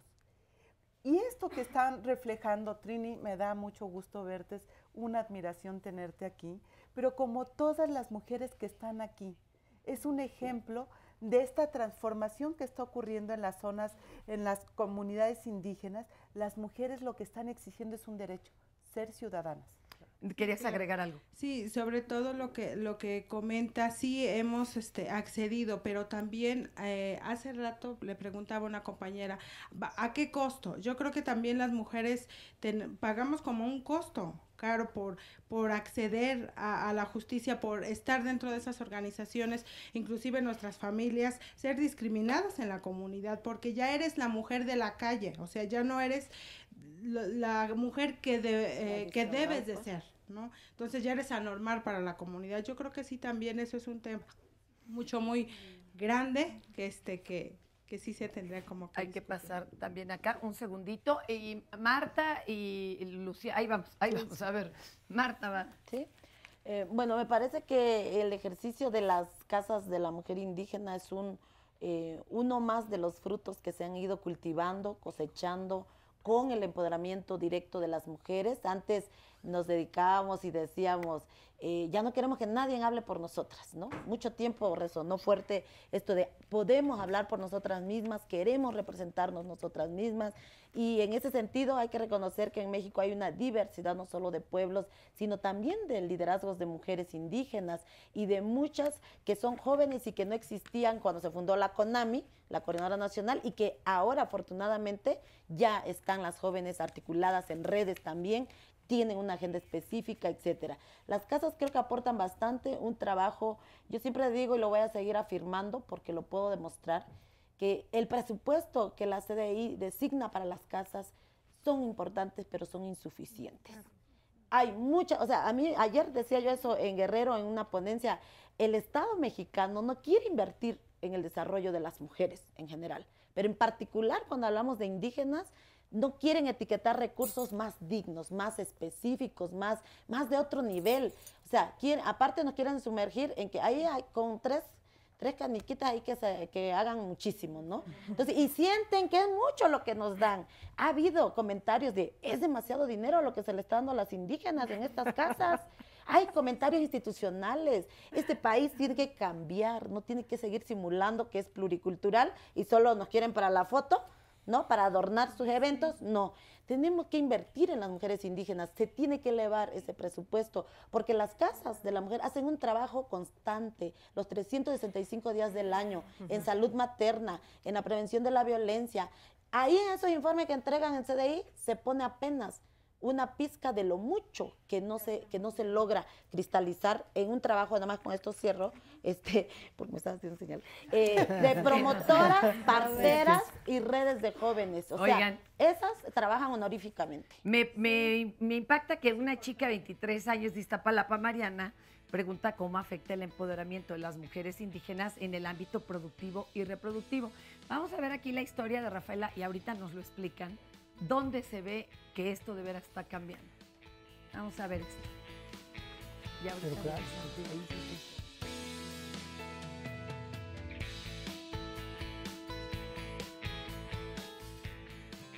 Provengo de la población de Silsunzán, Michoacán. Allí es un pueblo que podemos decir que está en transición de la población indígena, del origen indígena a un origen mestizo, pero la raíz de toda la población pues es purépecha. Como mujeres, aunque bueno, con nuestras familias pues el complemento, ¿verdad? Tenemos ciertas limitaciones sociales, bueno, económicas también. Últimamente, bueno, hemos tenido mucho apoyo con la Red de Mujeres Indígenas, que es a donde pertenecemos, y que bueno, estando en nuestra comunidad haciendo el trabajo, pues nos encontramos que bueno, las demás mujeres sentimos una necesidad de que nuestro grupo tenga que tener un apoyo más sólido, un apoyo más consciente también y más comprometido. Debo decir que esto no lo hacemos nada más ahí en la comunidad, en donde ahora estoy, sino que tratamos de llevarlo a otras comunidades y en especial a nuestras comunidades originarias, ¿sí? Nosotros desarrollamos allí un trabajo, le llamamos nosotros de desarrollo integral comunitario, y seguir trabajando porque las mujeres se organicen, practiquen sus derechos, hagan uso de sus derechos, derechos humanos y derechos indígenas. No me hacen el feo, sino al contrario, ¿verdad? La gente pregunta y dice, ¿cómo le hiciste? Buscando ayuda, hablando. La violencia es algo que existe en todas las clases sociales. Las mujeres solo servimos para el petate y para el metate. O sea, esa es la clásica frase. Si es un tema de generaciones, si es un tema de educación, si es un tema de independencia económica, Que hemos avanzado en secundaria, primaria y secundaria. Ya por preparatoria y universidad, las mujeres prácticamente no pintan. Luchar para vivir dignamente, luchar para hacer valer los derechos, que nada está asegurado para una vida digna, para tus derechos humanos, para tus derechos como mujer indígena. Pues somos mujeres decididas a luchar por una vida diferente a nivel individual. Esta conquista de la palabra es muy importante, porque se nombran las cosas y a partir de nombrarlas se pueden transformar. Nosotros decimos en la red que juntemos nuestros sueños para hacerlos realidades. Se espera visibilizar para que no nos sigan considerando solamente parte de la escenografía o del folclore. Las mujeres hemos aprendido que unidas sí podemos fortalecernos. Yo en el año de 1964 aprendí de telar de cintura, me enseñó mi suegra. Hacía sus rebozos, sus manteles, secar la mano, todo decía eso. Sus quisqué, así es en aquel tiempo. Se ocupaba siempre, no compraba en Pupana, hacía ella. Todo el proceso de algodón lo trabajaba, hasta el telar. Yo aprendí así, para tapar las ollas o guajes, cuando va a echar su tortilla. Lo ocupaba Cuando yo estoy tejiendo me siento bonito, me siento alegre porque estoy tejiendo cómo va a salir mis manteles o rebozos que estoy haciendo, mi trabajo. Me siento bien bonito, que sale bonito. Estoy contento siempre. Pues cada quien de nosotros, como humanos, todos tenemos ese don. Pero a veces nosotros no lo sabemos descubrirla. Por ejemplo, yo soy bordadora, soy tejedora, un poco de tintes naturales, un poco de historias. Entonces, también aquí en este centro lo vine a descubrir lo que exactamente es mi don. Sí, nosotros de mujeres, pues ahora sí, para darle una buena forma en la cocina, entonces nosotros, pues como nos gusta el trabajo y bordado, pues entonces decimos, no, pues hay que formarnos un grupo de mujeres para que nuestra cocina ahora sí sea representativa lo que es de nuestra parte y de nuestra cultura. Por ejemplo, esta historia habla de la mujer embarazada que lo está transmitiendo los abuelos que ya no existen en esta vida. Están transmitiéndole a una luz, espera un bebé la señora, al mismo tiempo está transmitiendo su conocimiento del bebé. Cuando el bebé nazca, ya trae ese don. Pues son cosas de la vida, son cosas de la vida que a veces uno mismo, porque le gusta, aparte de lo que nos gusta, pues viene parte de nuestra vida, tanto como el gusto, tanto como la necesidad, y por eso se nos vienen muchas cosas en la cabeza para hacer un bordado. Lo hace uno de corazón y lo hace uno pues de pensar cómo voy a formar mi trabajo. Qué hermosuras esas historias. Oigan, pero además curiosamente ella dice que descubrió su don llegando a ese centro. Y también Sonia Romero nos pregunta, bueno, ¿y cómo me doy cuenta de para qué soy buena? Porque ha vivido violencia desde niña y siempre me dijeron que como mujer solo tenía que estar en mi casa. Y que está viendo ejemplos muy valientes aquí. Tenemos entonces pendientes dos preguntas. Lucía, tú nos ayudas. ¿Cómo afecta el empoderamiento de las mujeres indígenas en el ámbito productivo y reproductivo? Pregunta Mariana. ¿Cómo lo transforma? Sí, Amparo. Perdón, María Amparo. Tú nos ayudas, ¿verdad? Ok. Yo creo que definitivamente, y por ahí si hubieran escuchado un poco más las historias de las compañeras, claro, es a partir precisamente de una situación de autosuficiencia económica. a partir de que puede hacerse llegar un proyecto productivo, a partir de que pueden tener la solvencia económica de poderse librar de decir, bueno, si me salgo, si lo dejo, tengo de qué mantenerme. Yo creo que esa es una cuestión fundamental. Pero precisamente esto, cuando se quiere hablar y se quiere hablar de fondo, de erradicarlo, se tiene que hablar de programas que tengan los montos necesarios para lograr este tipo de proyectos.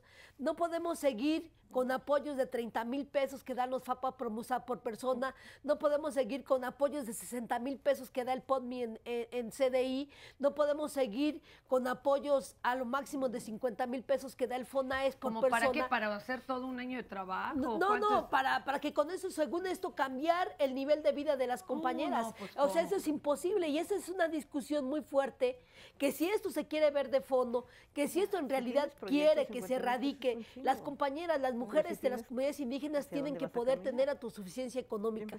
Y para tener autosuficiencia económica tiene que haber programas y proyectos con los montos suficientes para que en realidad sus proyectos sean como los que decía Marta.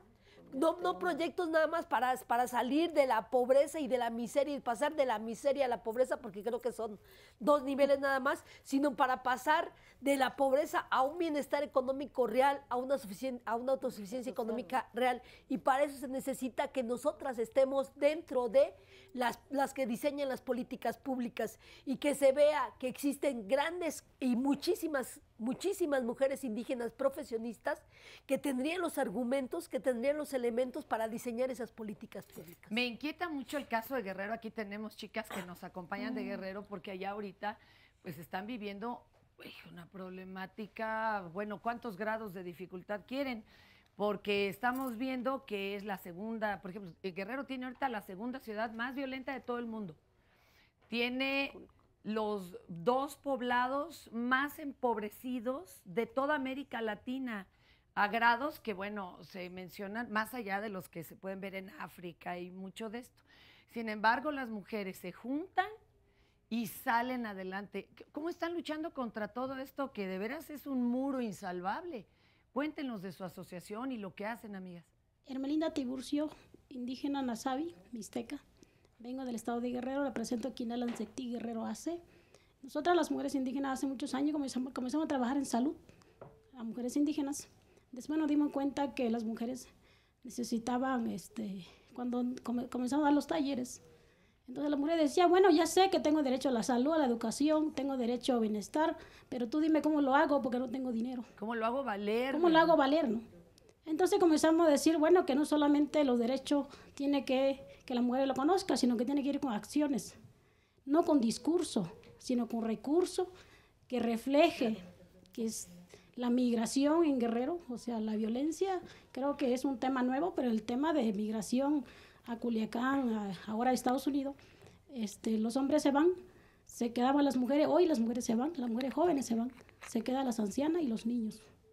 Entonces yo creo que el tema de mujeres es un tema que debe colocar en este país y que eso no solamente se hable en discurso de gobiernos, sino acciones que refleje bienestar social, principalmente las mujeres indígenas.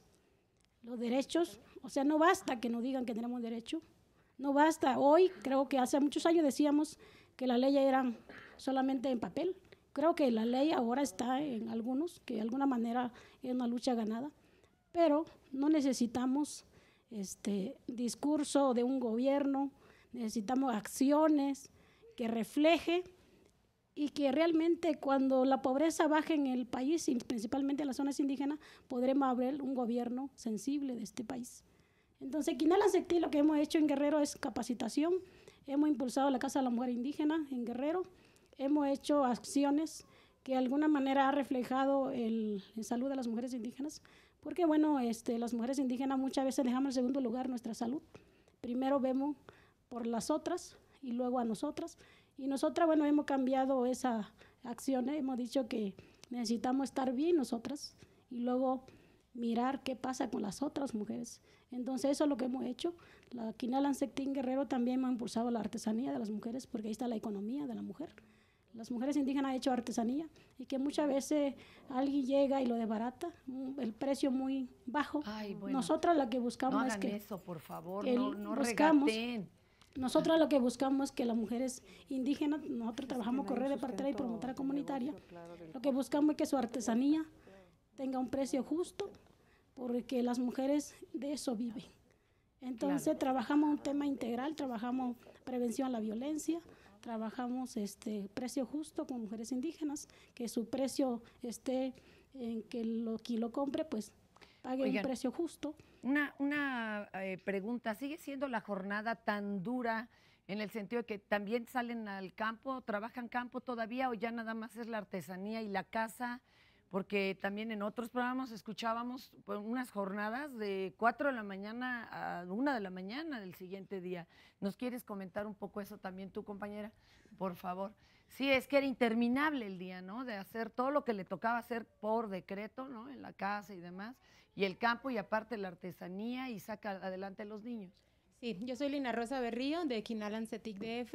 Y bueno, somos una organización de mujeres indígenas y no indígenas que justamente hacemos estos procesos de acompañamiento a procesos organizativos. Y efectivamente aquí se ha venido hablando de construcción de ciudadanía, se ha venido hablando de violencia, y esto está enmarcado en lo que tú dices, en las jornadas que también las mujeres tienen que hacer todos los días, es enormes. Y eso pasa, Marta hablaba de cómo hemos tenido que conquistar el derecho a la palabra. Y yo digo, también hemos tenido que conquistar el derecho al cuerpo y el derecho a la salud y el derecho a la vida, a la existencia. O sea, porque mucho del trabajo que nosotras hacemos está justamente como en estas dos áreas: construcción de derechos, construcción de ciudadanía, participación política, y por el otro lado el tema de pensar la salud como un derecho para todas las mujeres. O sea, Guerrero, por ejemplo, Oaxaca, Chiapas, todos sabemos, son los estados que tienen mayor razón de mortalidad materna, es decir, más mujeres se mueren durante el embarazo, el parto y el puerperio, y muchas de esas muertes son perfectamente evitables. Claro. Muchísimas mujeres no tienen acceso a servicios de salud de calidad, y cuando hablamos también de cómo pensar el 8 de marzo y construir políticas públicas que den cuenta también de estos rezagos, por ejemplo, cómo pensar que la participación de los pueblos indígenas también tiene que incluir sus saberes tradicionales. O sea, el papel que juegan la enorme cantidad de parteras tradicionales en las comunidades es fundamental. Y necesitamos que eso esté también en términos de los programas, en términos de los recursos y en términos de pensar a los pueblos indígenas como partícipes, como actores y no simplemente como sujetos de beneficios, ¿no? Y hay muchas experiencias allí. Nosotros hemos tenido la posibilidad de acompañar este proceso de las casas de la mujer indígena, y en una cosa que yo creo que es interesante poner hoy en el tema, y es cómo vamos a avanzar es construyendo alianzas. Alianzas entre mujeres, alianzas entre organizaciones de mujeres indígenas, organizaciones de la sociedad civil y gobierno, y las casas son un ejemplo. O sea, donde son las compañeras, las mujeres quienes están ahí en lo local, porque no basta solo que estén las leyes, sino quien está en el proceso día a día con las mujeres, con la comunidad, es quien está en lo local. Y esos esfuerzos hay que apoyar. Qué terrible cuando se rompen alianzas. Por ejemplo, ahorita nos comentaban las mujeres servidoras del pueblo, quienes hacían las alianzas, ¿no? Llevaban, traían. Cambia un delegado y todo es vuelta a empezar, ¿no? Ahorita ya no tienen ese apoyo ni ese servicio. Por favor, para que tome la palabra, Marta, ¿quieres agregar algo? No, retomando lo que dice Lina, justamente acababa yo de anotar el punto de las mujeres indígenas también. Hemos tenido que ir aprendiendo a construir y decidir alianzas estratégicas, ¿no? Nuestra lucha no puede avanzar si estamos aisladas, si estamos separadas, y no por eso quiero decir que todas pensamos igual. Creo que somos una diversidad de mujeres indígenas, pero ahorita mismo podemos mirar en la última década muchas redes ya construidas. Las propias CAMIS tienen un proceso de red, ya no una cuestión aislada. La CONAMI en su momento ha sido la histórica, pero está la red Muy Ahora y está la red de jóvenes. Pero Linda cerraba con algo que me parece que hacia allá tenemos nosotras que ir.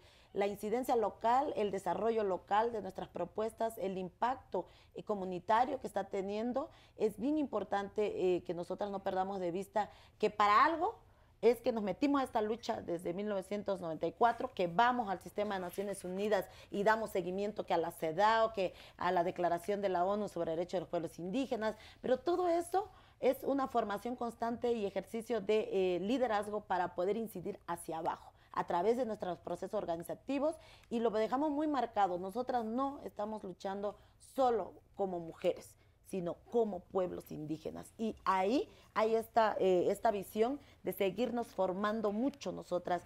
Queremos abrir escuelas de liderazgo y volvemos a enfrentar el tema que aquí ha salido, el tema de la falta de apoyo decidido de los gobiernos, etiquetados de manera específica para el avance de las mujeres indígenas, y que yo coincido con Lucía, no solo será a través de la educación formal, sino este tipo de formaciones. 30 segunditos, a ver, aquí vamos. Yo rápidamente quisiera hablar de las que no han logrado dejar ni la violencia, ni la brutal pobreza, ¿no? Yo creo que hoy que el gobierno del presidente Peña Nieto dice que está dispuesto a escuchar a los ciudadanos, yo quisiera decir que hay muchísimos municipios indígenas que están fuera de la estrategia contra el hambre, porque me parece que hay una confusión entre hambre y pobreza. Y no es con ganas de criticar a la secretaria, sino simplemente puntualizar. Tepehuacán de Guerrero no está, y ahí hay muchísima hambre. Acapulco está, y yo creo que lo que Acapulco tiene no es hambre. Yo creo que difícilmente alguien en Acapulco se muere de hambre, así bueno, no, Acapulco no, pero en Guerrero sí hay la sierra. Por eso. Entonces, la estrategia Acapulco debe ser diferente a la estrategia de la montaña de Guerrero, porque las condiciones de la montaña son otras. Entonces, si en esta estrategia dejamos fuera municipios claves de Guerrero, no estaríamos hablando de estas mujeres que hoy no están aquí. Oigan, yo quisiera leerles el discurso que está pronunciando hoy Michelle Bachelet, directora ejecutiva de ONU Mujeres, que es el mensaje por el Día de la Mujer, y dice: hoy, en el Día Internacional de la Mujer, quiero unir mi voz a las voces de todas las personas que creen que el cambio es posible. Ha llegado la hora de que los gobiernos cumplan sus promesas y protejan los derechos humanos, respetando los convenios y acuerdos internacionales que han firmado, porque una promesa es una promesa. Decimos no a la violencia doméstica, no a las violaciones. Y bueno, es una larga lista que ojalá puedan consultar, porque de veras es emotivo y muy aleccionador. Muchas gracias.